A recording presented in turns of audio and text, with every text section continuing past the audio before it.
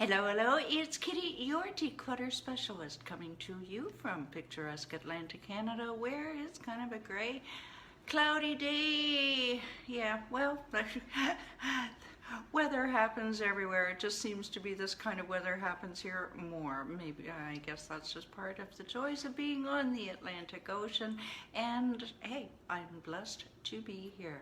But you know what? We are blessed to be wherever we are, and hey, we enjoy it. That's what we do, you know, because there's no point in feeling negative about something. If I have learned that much in my years, it is that, because negativity just saps your mental energy. And that's what we try to help you with here at Declutter the Brain. Now, speaking of Declutter the Brain, who is this woman who's pontificating about negativity and grayness?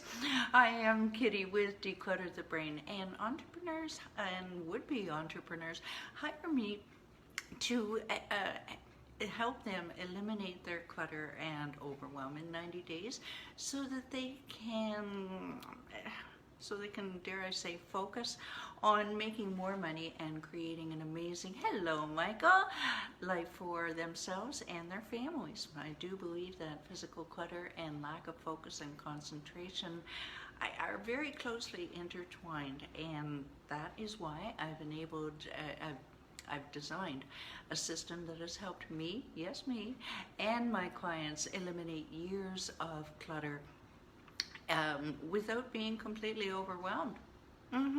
Yeah, it can be done without getting overwhelmed. You just might need a little bit of an encouraging word every now and then, shall I say. But eventually, you know, you get there, that not only can you do it for yourself, but you can do what Michael did damn near it was about a year ago, wasn't it, Michael? That instead of going to do your own thing, what did you do? You went and you helped a buddy with his, I don't know what it was, with his garage? Is that what it was? I don't know, but I remember very clearly it was round about the Labor Day weekend. And that was so touching. And that's what we do, and that's what my clients do at Declutter the Brain. It's not all about them. They're just givers. They're heart-based servers, and that is what they do. And I'm very proud of you for that, Michael. That just came to my head. I completely forgot about that. This is totally unscripted, ladies and gentlemen who are not watching live. So thank you for letting me share that. Anywho, speaking of clearing your clutter without overwhelm, if this sounds like something that could blow your hair back, stay tuned, and we'll suggest the next steps that you can take to make it a reality.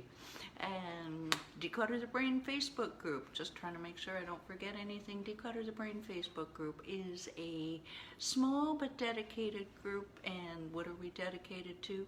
Clearing that clutter and mental baggage that's holding us back from being the super achievers and money makers that we were meant to be.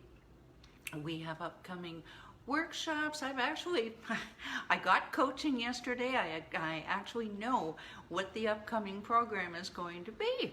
So I'm really excited to unveil that. Anyway, it's going to be decluttering workshops, special guests, and if you don't want to miss it, you don't. Come and join us. The link is down below, and you can always leave, but I can't imagine why you'd want to. And bonus, you won't get lost in a crowd of 10,000 people. All right, nobody likes that. Okay, we like an individual attention, and of course that's what we pride ourselves on at Declutter the Brain. Is hello, Wanda. Good heavens, hello. That's what we pride ourselves on. Is the one-on-one individual attention. Okie dokie. So moving right along, because I kind of waxed poetic there for a couple of minutes. This week we are talking about the difference between collecting clutter and hoarding. Now, when I tell people what I do, help people declutter their space, they go, ooh, like those hoarding shows on TV? Now, I have my own opinion about those shows. I think that they feed on someone's misery. And I have a thing about that, but that's my thing. That's not your thing. That's not the cat's thing. It's not. It's my thing. But what I would say is that this kind of stuff is unfortunately very real. I did have an experience here where some gentleman reached out to me and said, "Can you come and see if you can help? I don't think you can help, but can you come and see?" Well, okay, fine. And within about 10, 12 steps into the man's front door, I could see that there was nothing I could do. It was his wife's accumulation, and the big thing that gave it away that I wouldn't be able to help was her, what is it, demeanor. Arms crossed. No, she was having none of it. And I said, "I'm sorry, brother. It needs more than me." Now, the following, as has been all week, is not intended to replace medical advice if it is required in extreme cases. And I don't believe that there isn't anything that can't be controlled, cured, changed. All right, I think that's the word, changed. But the person has to want to do it, as my clients do. All of them do. That's why we work together so well. Most of us for over a year now. Yeah, Wanda, did you know that? Most of my clients have been with me for, golly, well, at least a year. So, collecting. Let's move right along here. Got a lot to cover. Collecting is defined as basically around a specific theme. Wanda, do you have a collection? Michael has collections of tools that he likes, but he uses them, for heaven's sake. That's what he does. He's a handyman. That's going to be his business. So you can have your collection of stamps, of coins. I used to do stamps, models, figurines. What do I have a collection of? Well, I actually have a very small collection of stuffed animals that were given to me by special people way back in the day. That's my small collection. I like to travel light, so I have small collections, okay? That's a little personal thing there. Now, the items generally do not take over living spaces. And people are proud of them. It doesn't usually, again, cause financial distress or impair their work. Oh, I don't have my glasses. Okay, yeah, all right. I'm trying to read the sentence and not doing too well. So I'll get to you one day. I'll reach out to you. How to art and paperwork. Oh, okay, yeah, all right. So yeah, there we go. Okay, and that's it. Okay. Now, clutter, we talked about yesterday, is generally not excessive, and these are definitions that I found. I'll tell you the source in a moment. It's not usually planned. It usually doesn't have a specific theme. It's usually contained to storage spaces, your basement, your spare room, your closet, what have you. And it'll cause mild distress, mild to moderate to could be severe distress, but not a massive impact on finances, work, or social life. Now, hello, Sarah. All of this is subjective. These definitions, by the way, are coming to you from the International OCD Foundation. You can Google it. Okay, and you can see where I've gotten my information. Now, my experience tells me that hello from, I gotta wear my glasses next time. Hello to Sarah. My experience tells me others. Sometimes it causes extreme distress. It has caused extreme distress in my own life. So I know whereof I speak. So today we get to the meat and potatoes. Today is about hoarding disorder, also known as HD. Also do consult the International OCD Foundation for this definition. They call it a mental health disorder.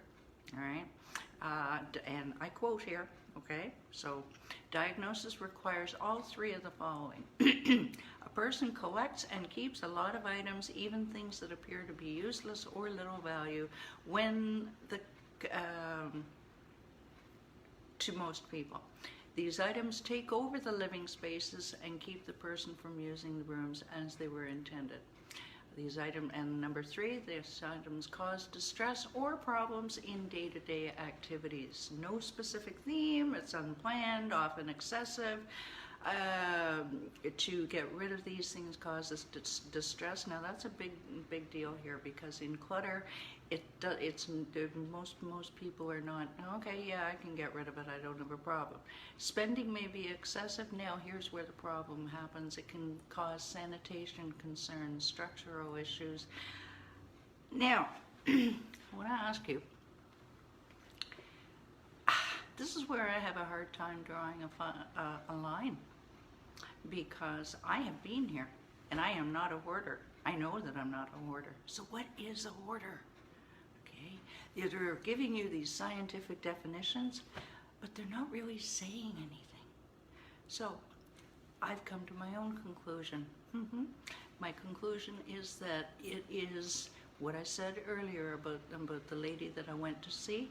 If you want to do something about it, if it is causing you distress. That lady, she didn't care. Those milk cartons could come crashing down on her. She wouldn't have cared. Or killed one of her family members. Wouldn't have cared. All right? But anyone who has come to me for help, they care. They don't want to live like that. And to me, and put it in the comments below, whether you're watching live on any of the platforms or my carefully organized YouTube. Go subscribe there and you'll never miss anything. That to me is the defining line, is do people, if the person cares about their surroundings and they don't want to live like that anymore, that's the difference between clutter and hoarding. Please do put in the comments below. I don't expect you to agree with me, okay? I don't care. I don't want yes men in my tribe, all right? In my friends, I don't want yes men. I want the truth. I want to hear what you have to say. Oh, God bless you. Thank you. I think that's Sarah. Yes. Oh my, holy cow. Hearts, hearts, hearts from Sarah. Oh, the people have spoken. All right. One day I'm going to look at your comments later on today, so I can address them, because Cousin Weak Eyes here. All right, so if you enjoy this video, if you find it provocative, which I'm sure it is, and if you think it'll cheer somebody up or wake somebody up, why not share it? Just hit the share button, as my clients frequently do, and they will. Thank you, Wanda. And just hit that share button. Also, if you are feeling like you could use a second pair of eyes on your clutter, if you're wishing that there were an easy button to just get rid of it all and get rid of the chaos, the mental garbage that goes along with it. Oh yes, I know all about this. If you just want to feel at peace in your surroundings, let's jump on a clutter checkup call, is what I call it. It's between 30 and 45 minutes, and I listen to it and see what your clutter may be. Tongue twister day. Clutter may be costing you in your health, in your wealth, in your relationships, and we will devise an interim plan for you to take immediate action, and then we'll see if you'll go further faster with one of my programs. If you want to go further faster, hey, it's okay. Everybody goes at their own pace. No, I believe this. All right, I can go at a snail's pace when it comes to paperwork, because I have to read everything really carefully, just like you. And that's okay. So remember, at any time, if you're looking at your clutter and you're going, I'm not gonna, no, I'll never, bull roar, you're worth it. Just take that to the bank.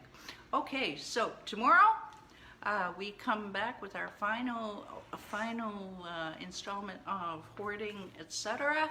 And tomorrow is what can be done about it. If you want to book that call, www.declutterthebrain.com. The link is down below, and grab your 7 easy steps to conquer your clutter. Till tomorrow, 11 Eastern. Bye for now. Thank you.